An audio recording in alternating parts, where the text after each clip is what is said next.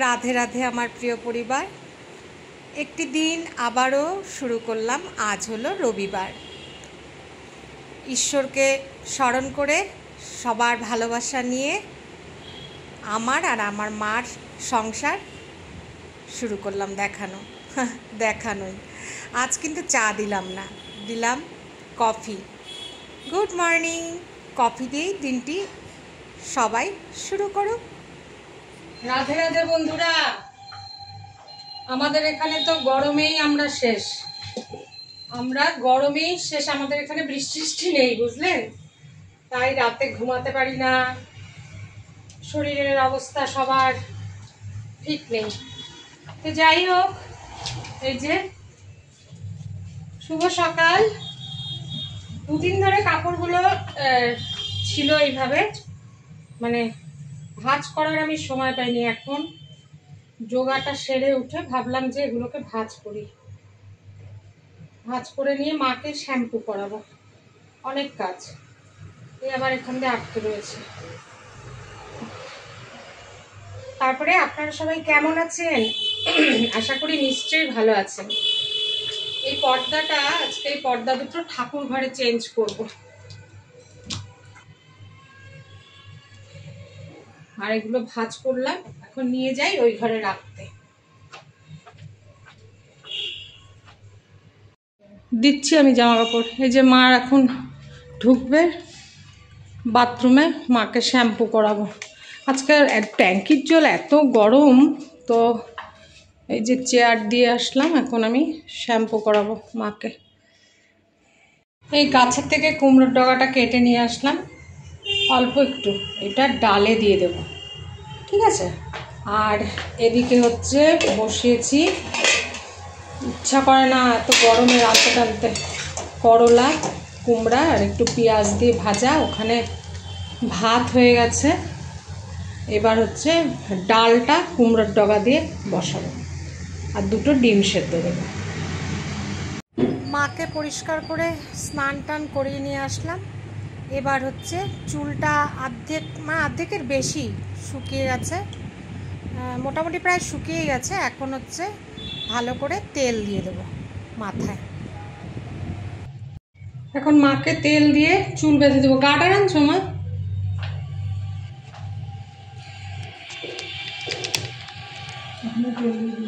হ্যাঁ, চুল শুকিয়ে গেছে তো, পাগলের মতো।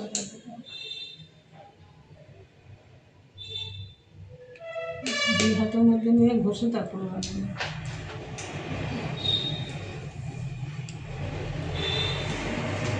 অ্যালোভেরাও মাখা নাই, পরে করবো। আমি চুলটা আটকায়, চুলটা বড় বেসামাল লাগে আমার কাছে। হ্যাঁ, চুলটা বড় বেসামাল লাগে, এটাকে আটকায় নি। তারপরে কত বড় বড় চুল। ধরো তো,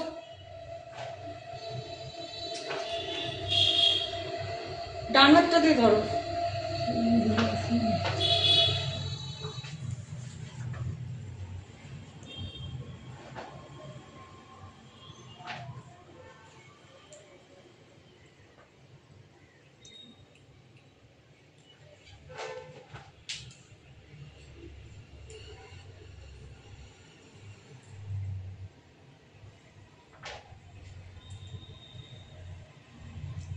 আরাম লাগছে না? গলা ফুসফুস করে, গলা ফুসফুস হয়ে গেল। শ্যাম্পু করলে গলা ফুসফুস করে? করি আমার, হয় না। পিছনে একটু ঘাটটা পিছনে হলো, চিরুনি থেকে বার করবো।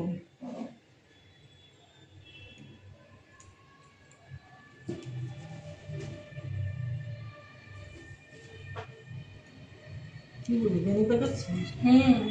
চুল শুকাইছে, বেনি পাকানো? হ্যাঁ, শুকাইছে দেখেই তো বেনি পাকাচ্ছে। চুল হয়ে যাবে সারা। দাও গাটা দাও।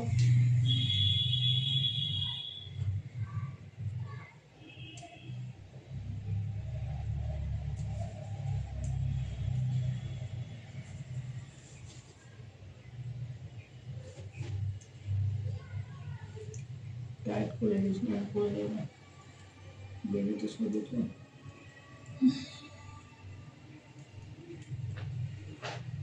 না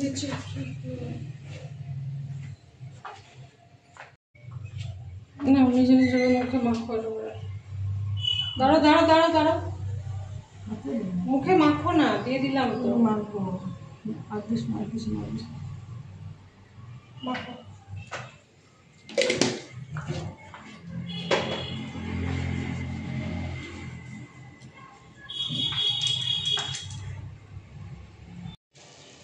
অনেক কিছুই শেষ হয়ে গেছে, যেমন চাল ঢালতে হবে, ঘরে আছে কিন্তু ঢালার আলসামি। এদিকে ডালটাও শেষ হয়ে গেছিলো, ঘরে সবই আনা আছে কিন্তু ঢালা হচ্ছে না। তেল শেষ হয়ে গেছে, তেলটার দেখি রাত্রে ঢালবো। তো এদিকে মুসুর ডালটা ঢেলে নিচ্ছিলাম। আর বন্ধুরা যারা ভিডিও শুরু করেছেন দেখা, প্লিজ সম্পূর্ণটা দেখার অনুরোধ রইল। আমার আর আমার মায়ের সংসার। তো এদিকে ডালটা ঢেলে নিচ্ছি। হ্যাঁ তোমার কোথায়? না না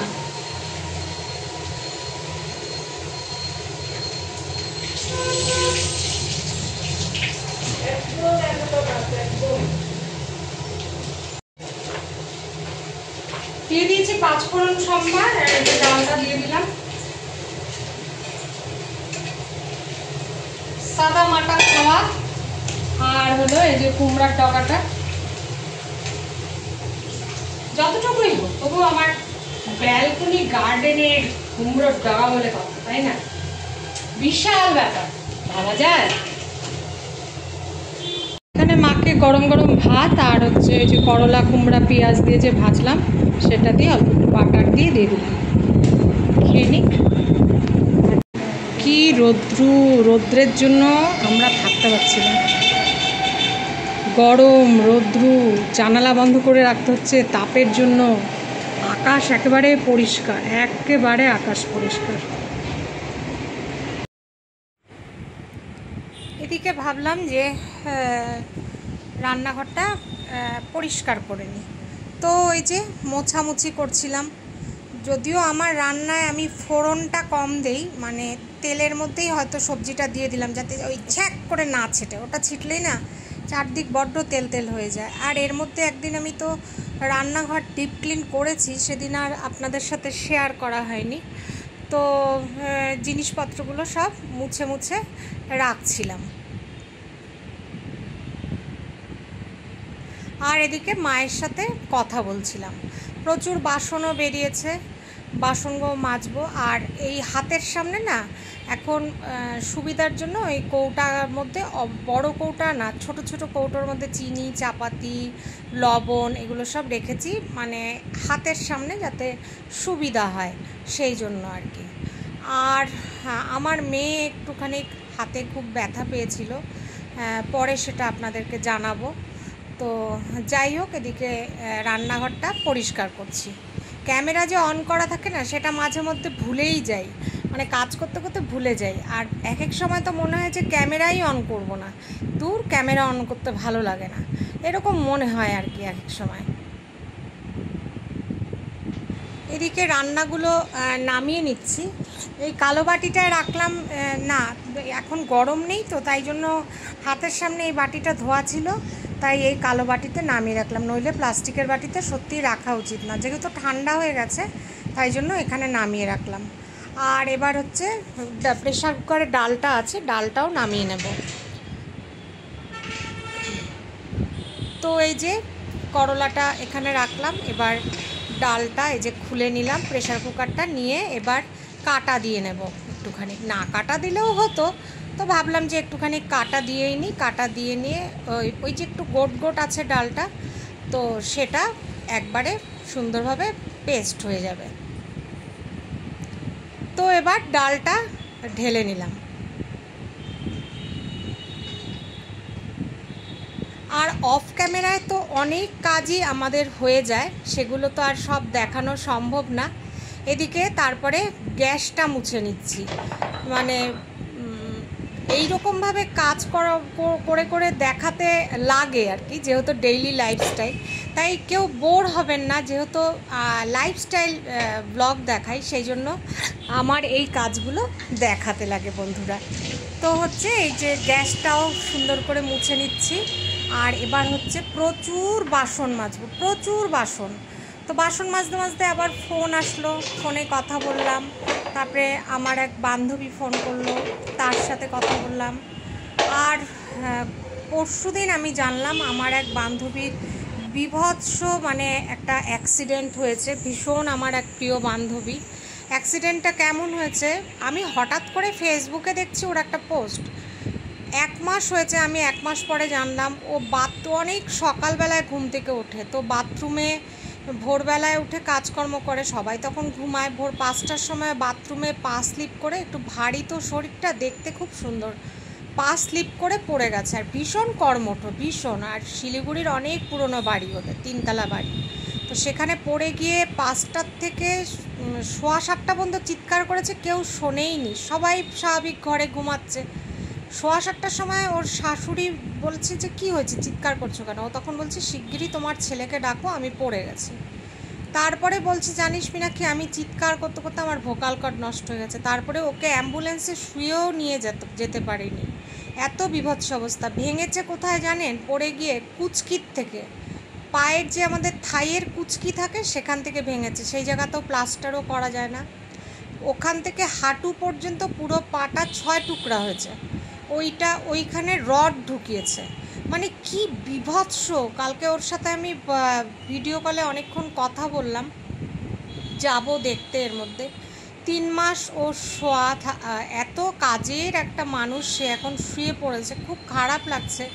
তো যাই হোক, এখন 2 বেলা 2টো আয়া আছে, আয়ারা করছে, আর ওর মেয়ে দেখাশোনা করছে, রান্নার লোক আছে, ওর হাজব্যান্ডও দেখাশোনা করছে, কাজকর্ম করছে, শাশুড়িও অসুস্থ। তো মানুষের কখন কি হয় সেটা সত্যিই বলা যায় না। এত খারাপ লাগছে না আমার বান্ধবীর জন্য, মানে আপনাদেরকে সেটা বলে বোঝাতে পারবো না। তো এদিকে আমি ওদিকে রান্নাঘর পরিষ্কার করে, বেসিন, রান্নাঘরের সিঙ্কটা পুরো মেজে ঘষে নিয়ে এদিকে এই বেসিনটাও ভালো করে পরিষ্কার করে নিচ্ছি। আর কথা বলতে বলতে কত কথা আপনাদের সাথে বলে ফেলি, তাই না? তো আপনারা সবাই প্রে করবেন আমার বান্ধবী যেন তাড়াতাড়ি সুস্থ হয়ে যায়। জানি না ও আর কোনো দিন ঠিকভাবে হাঁটতে পারবে কি না, তাও এর মধ্যে বলছে জানিস আমি সুস্থ হয়ে গেলে আমি তোর বাড়িতে যাব, ভীষণ অ্যাক্টিভ, তোর বাড়িতে যাব, আগে তো আমি সব নিজের হাতেই করতে পারতাম, এখন না তুই আমাকে জোগাড় করে দিবি, আমি রান্না করব। তো শুনে খুব খারাপ লাগলো। তো যাই হোক, এই তো অবস্থা। সকালে বললাম না যে ঠাকুর ঘরের পর্দাটা আজকে চেঞ্জ করব, এই পর্দাটা ধুয়ে দিয়েছিলাম, এটা শুকিয়ে গেছে। তো ওর আমার বান্ধবীর অ্যাক্সিডেন্টের পরে আমি কালকেও ভেবেছি ঠাকুর ঘরের পর্দা চেঞ্জ করব, কিন্তু এইভাবে উঠে একা একা করতে না খুব ভয় পাচ্ছিলাম। তো আজকে ভাবলাম যে না, করতেই হবে, কি করব ভয় করে, কপালে যদি থাকে তো হবেই। আসলে একা একা থাকি তো, আমি তাই ভাবি যে কিছু হয়ে গেলে তখন কি হবে। আর অনেক বছর আগে না আমি এরকম বাথরুমে পড়ে গিয়েছিলাম, উঠতেই পারছিলাম না, বাড়িতে কেউ ছিলও না, মানে আমি যে অনেক বছর আগে আমি যে কিভাবে সেই যে বাথরুম থেকে বেরিয়েছিলাম সে মানে যাই হোক। এদিকে এই যে ঠাকুর ঘরের পর্দাটা চেঞ্জ করে নিচ্ছি।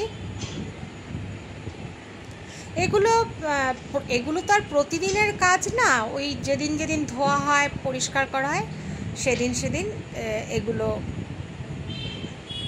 চেঞ্জ করা আর কি। তো ভিডিও যদি ভালো লেগে থাকে বন্ধুরা প্লিজ সাবস্ক্রাইব করবেন, লাইক করবেন, কমেন্ট করবেন, আপনাদের কমেন্টের আশায় ভীষণভাবে থাকি, আর ভালো লাগে আপনাদের কমেন্ট পড়তে, ভালো লাগে।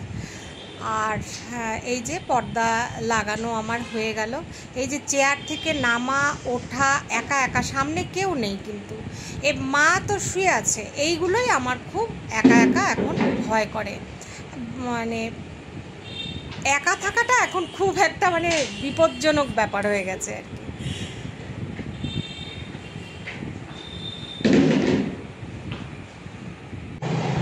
রাধে বন্ধুরা, আশা করি সবাই ভালো আছে।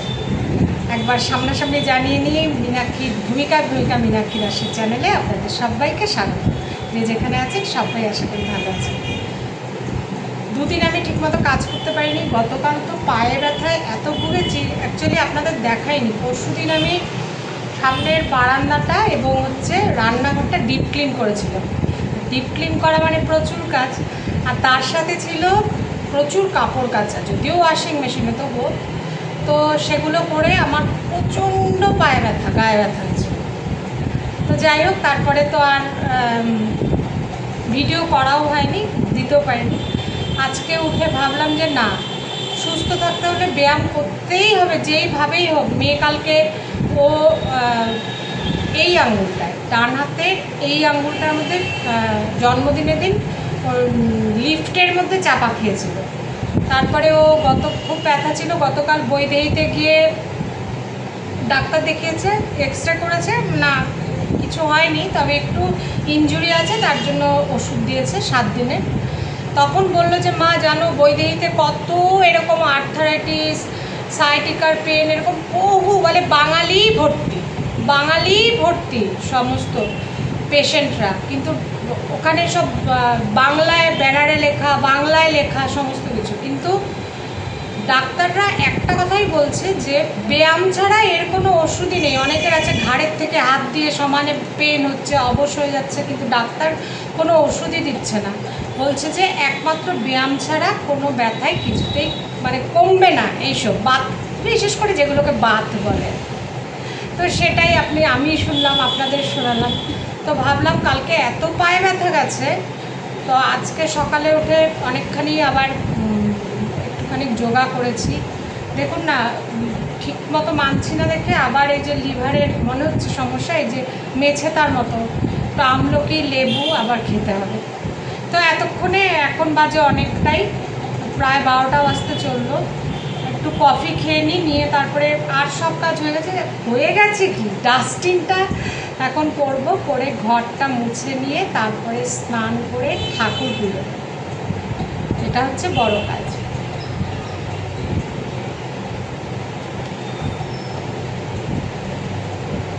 কফিটা খেয়ে নিই, ঠিক আছে, তারপরে আবার আপনাদের সাথে আসছি। বন্ধুরা, এই এতক্ষণে স্নান করে আসলাম, অনেক কাজ ছেড়ে এই স্নান করে আসলাম। এখন পুজো দেব। আর এই দেখুন বাইরের অবস্থা, কি রৌদ্রে ফেটে পড়ছে। আকাশটা দেখানো যায় না কেন, এই যে আকাশ একেবারে পরিষ্কার, রৌদ্রে ফেটে পড়ছি আমরা, জ্বলে যাচ্ছি আমরা। তো এই স্নান করে আসলাম, এখন যাব পুজো দিতে। ঠাকুরকে আমি প্রতিদিনই কর্পূর দিয়ে আরতি করি। এই কর্পূর আরতি করাটা সত্যিই ভালো, ঘরে পজিটিভিটি আসে। এসো আলো এসো হে, তোমায় সুস্বাগতম। এসো আলো এসো হে, তোমায় সুস্বাগতম।